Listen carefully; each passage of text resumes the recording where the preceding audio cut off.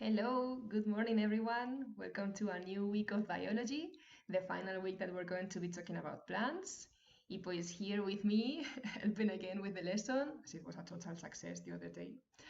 And well, today we're going to be talking about the final tiny topic of this lesson. And remember that the rest of the week we're going to be revising everything together in the video conference and finally doing a final questionnaire with the things that you have learned about plants, which are a lot, okay?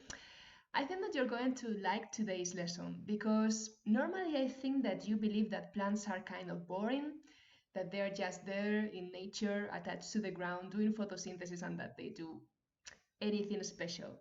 But I think that today you're going to see that there are some of them which are kind of curious and that they have wonderful ways of interacting with the environment. So let's see if you like it. One of the things that you have to do today is tell me the things that you have learned today that are kind of curious for you, okay? So let's go, as usual, to the book to remember where we are. Unit 3, plants. We have seen everything, including plant reproduction, and today we're going to study point 5, related with interaction and adaptation. We're not going to see together endangered plants, okay? So forget about that part for the test that we will have at the end of this week. Good, so remember that we have studied plant nutrition when we studied photosynthesis. We have also studied during last week, all the week we have been studying plant reproduction. And as usual, any time that we have been studying a new kingdom, we study how the organisms in this kingdom perform the 3 vital functions. So today we have to talk about plant interaction. Remember that when we studied the vital functions together, we analyzed that interaction is the reaction of an organism to stimuli that they receive from the environment. So how organisms are able to feel those stimuli and how they can react to those stimuli. And that's what I was saying before. Maybe you think that plants cannot interact a lot because they don't talk to us, they are not able to just go for a run or something like this, but they do have very special ways of interacting with the stimuli that they receive. Let's see how, okay? So remembering that interaction is the reaction that organisms perform to external stimuli. What type of stimuli can we think about that are going to affect plants? Well, mainly 3 of them. The most important one is going to be light, also water, and also gravity, the force that attracts us to our planet. So there are two different types of interaction that plants can do. Tropisms and nastic movements, okay? Tropisms, los tropismos en castellano, involves all the movements the plants perform with the roots, with the stem or the leaves in relation to a stimulus.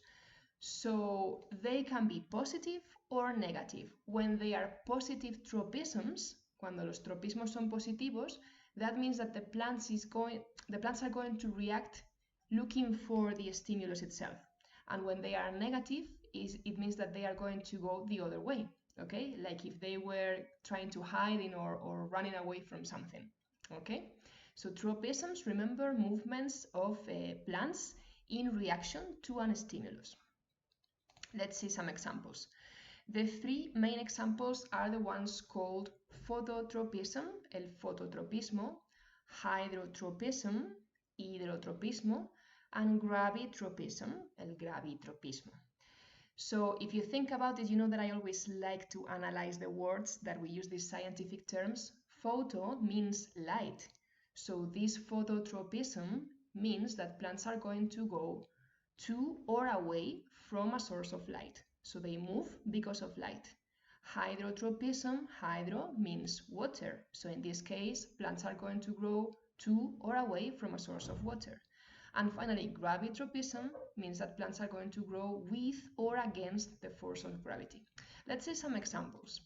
Here are some pictures of what phototropism means. Normally, plants are going to grow looking for light, okay, because they really need light to do photosynthesis, okay? So they develop this ability of looking for the light. We can see that perfectly if we are in our houses because plants are always going to be looking for a window or for a source of light, okay? And they have this ability of bending themselves, se doblan, trying to look for a bigger quantity of light. I'm sure that you notice this at home, that finally you need to move the plants so they grow straight, yeah, because they are all the time looking for the light in a window. So that is phototropism. Second type of tropism, hydrotropism. This normally affects the roots, and that means that if there is a source of water nearby, the roots are going to grow in this direction. They're going to be looking for the water, okay? So this one is not so easy to see because, of course, as you know, roots normally are underground. But yes, I mean, in some cases it's super special to see how they grow this system of roots looking for water. And then gravitropism, this is kind of curious because we normally think about plants growing in this way, yes? I mean, straight ahead or looking for going down in the direction of gravity, like in a perpendicular way from the soil. But sometimes it can be a little bit different. If you see here, this plant, we have made this artificially. Yeah, we have placed the jar like this. But finally, after a while, it is going to keep looking for this straightness, ¿vale? Va a seguir buscando esa verticalidad. And the roots inside the soil are going to be also looking for the vertical way of growing. Let me go for this diagram is super nice because this would be the normal way of a plant growing, but if you just put the jar in a different way, finally the plant is going to look for a vertical way to grow, and also the roots are going to bend to keep growing in the direction of gravity, okay? You can do that if you want, if your parents allow you to do that at home. That would also be a nice experience for you to analyze gravitropisms, el gravitropismo. Siempre buscan la verticalidad, both the stem and the roots inside. Okay?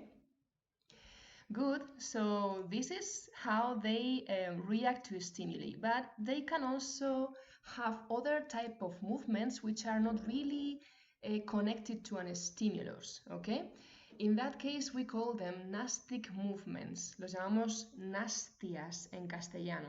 If you think about it, this type of movements that plants perform are permanent. They are doing that all the time. But in this case, nastic movements are not permanent. Okay, they do them sometimes, and they can also reverse very quickly. So there are two different types. Photonasty, again, we have here the beginning of the word means light. So that means that this nastic movement is going to be related with light. And then we have the seismonasty, response to touch. En este caso son nastias que responden a un movimiento. Vais a entender muy bien lo que son when I show you an example, don't worry. So, for example, in the case of photonasty, this means that the flowers or the leaves of the plants are going to be changing depending on the quantity of light. Okay? You see? They bend or they hide a little bit when the sun is not shining. This is very typical, for example, in a plant that we have a lot here in Spain, which is called dandelion. You know what a dandelion is? Exactamente, un diente de león, sorry. These ones, I have not been able to find a proper picture in which you compare it, but you can see them in our parks and so on. At night, the flowers close a little bit, and during the day, they open again. So this is also a photonasty, okay? Then these dandelions are the ones that finally transform in these beautiful seeds that we blow away by the wind. Yes, this would be the flower during daytime, and this is the flower during nighttime. It's like they go and have a nap. Yes, they really close themselves. They go and sleep during night. They change a little bit their shape. Very good. And then these type of nastic movements are the ones that you always love because it is how plants can move in response to touch. The most typical one is what happens with this plant, which is the Venus flytrap, la Venus atrapamoscas, but in this case we have here a ladybug instead of a fly. These special leaves that they have these tiny hairs. Can you see them here? And they respond, they are sensible to touch. So whenever an insect arrives and touches these tiny hairs, what do you think that is going to happen?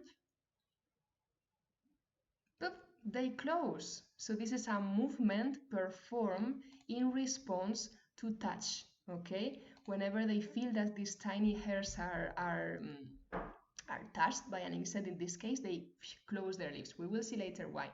I forgot to look for one which is called mimosa, unas plantas que se llaman mimosas. They are also responding to touch. Whenever you touch your leaves, their leaves in this case of the plant, they kind of close as if they were shy or something like this. So in this case, movements in response to touch. Good? So these are the two ways that plants have to interact, okay? Tropisms, which are movements in response to a stimuli, and nastic movements, which are movements, in this case, not dictated all the time by a stimuli and not permanent. So related with these, there are very beautiful ways that plants have been adapting to the environment as they interact with them. And your book talks about wonderful examples. For example, we can have plants which are called climbing plants, las plantas trepadoras. And they do that to look for light, because if they live in a forest, in a rainforest where there are many trees, and if you are down in this rainforest, there is total shadow, plants have to develop a way of climbing up and looking for light at the canopy, en la parte de arriba del bosque.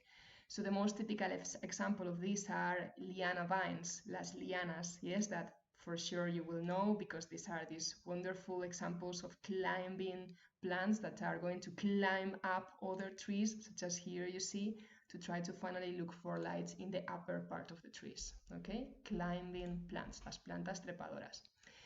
These ones are very curious as well, parasitic and epiphytic plants. Plantas parásitas o epífitas. Epiphytic plants live on other plants just to look for light as well. Here you have an example. In this case, they are orchids, son orchideas, similar to the ones that we normally grow at home, and they live over other trees to try to reach some light. But then there is another example, which is called mistletoe, el muérdago, which is a parasitic plant, meaning that it lives above other trees, but then it also develops the roots in the trunk of other trees. Let me show you more examples, okay? This is how they look. I think this is the same picture that you have in your book. This is a closer look to it with the fruits that it develops and so on. But believe me, this can be super, super dangerous for trees, because as mistletoe grows, it develops the roots inside the trunk of the tree. So it is stealing the sap of the tree. It's like when you have a parasite over your skin, it is stealing your blood. Mistletoe does the same with other trees. And you may think, how is it possible that it grows above a tree?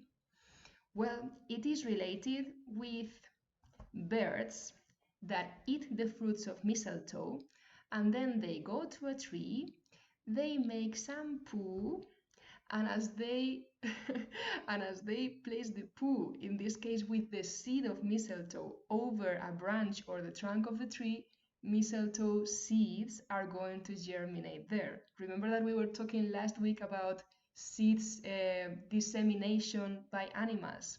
In that case, that works this way. A bird eats the fruit of mistletoe, then it makes poo above a tree, and those tiny seeds that are going out of the bird with the poo are going to germinate above the tree and generating this mistletoe. Believe me, some trees die because of the presence of mistletoe. If it is totally spread around the tree, it's very difficult that the tree, in this case, is able to survive. So that's why it is parasitic. It lives above other organisms and it is causing it a harm. Okay? So we have seen them, climbing plants, parasitic and epiphytic plants. Then we have aquatic plants, which have adapted themselves to live in the water. Probably the most typical ones that we know are water lilies, los nenúfares, yes? These ones, which are beautiful. They have these beautiful flat leaves, and then they develop wonderful, beautiful flowers. Here you see the stamens, the petals, and so on, as you see. So they have adapted to live in the water. And then you have the carnivorous plants. You normally think that carnivorous plants are going to be able to eat ants, but no, I mean, they just consume insects, okay? They are not so big to eat a whole animal or creature. And you normally believe that as being carnivores, they don't do photosynthesis. Big mistake. Be careful with that. Carnivorous plants, the thing that they have is that, the special thing that they have, and I think that we have talked about that together in class when we were able to be in class. The important thing of carnivorous plants is that they normally live in soils which do not contain a lot of minerals and salts. So they have developed this ability of obtaining minerals from other organisms. In this case, they trap an insect, they dissolve this insect, and they are able to take water and mineral salts from it to do photosynthesis. So being able to trap insects is just a way that they have adapted to live in soils which are poor in nutrients. Good, but they're autotrophic, they do photosynthesis, just they obtain the ingredients in a different way. I'm going to show you some examples, okay? There are many different types of species. Here I have them. This is the pitcher plant. They develop this kind of flowers in which at the bottom they have nectar, you know, these substances which contain a lot of sugar, so they attract the insects, and when the insects are inside, they close the tap and the insects are going to be dissolved in here, okay? So they die in here, they cannot escape, and the plants are going to take advantage of their fluids. This is the Venus flytrap that I just showed you, yeah, capturing a ladybug. You can look for many different videos of them acting. They close their leaves, they dissolve the insect, and they take advantage of the fluids of the insects. Another type of pitcher. This one is similar, but they have called it the cobra because of the shape that it has. It looks like a snake.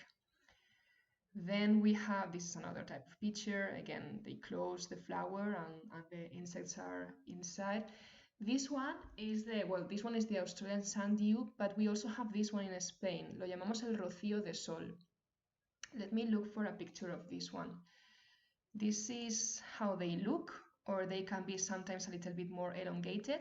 What they do is that when an insect arrives to their surface, they have sticky substances that are going to make the insect to get trapped, and then they bend and they surround the insect until it dies. They dissolve it again and they take advantage of their fluids. So different ways that they can work, but finally what they want is to trap insects, dissolve them, and take nutrients from them to do photosynthesis. Okay? Nice. And then finally, the final part, the final type of adaptation that your book talks about is the plants which are adapted to dry climates, to deserts. Okay? We call them succulent plants. Las llamamos también en castellano plantas suculentas. And what they do is that they have adapted their leaves and stems to accumulate a lot of water inside of them.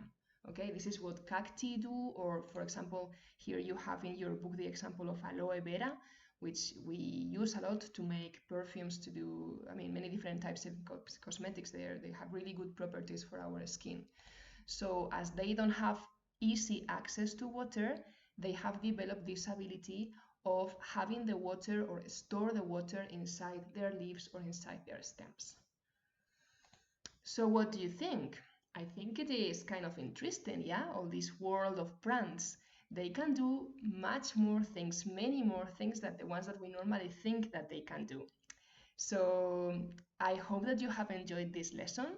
I encourage you to look for more information about them in the internet, because you can read wonderful types of curiosities related with plants' interaction and adaptation to their environments. So for today, I am not going to tell you to do anything special apart from two things. Well, there are few people that still have to give me sorry, the Leaves Hunt project. Please do it. It's just 4 or 5 of you, but do it. Ay, que me pica la garganta. Sorry. Then I want you to comment below. Today it's going to be compulsory to comment below and tell me what you think about the video and what is the thing that has been like more impressive for you, okay? Comment below, it's compulsory. So I'm going to take notes to see if everybody has left a comment to tell me what you think about all these wonderful curiosities related with plants. And then finish your notes. I mean, you can include a tiny summary of this part in your notes. And as I told you, next week, when we are done with this lesson, I will correct your notebooks. This week, I'm going to correct the projects about the Leaves Hunt that I have seen some of them and they are wonderful. I'm so happy.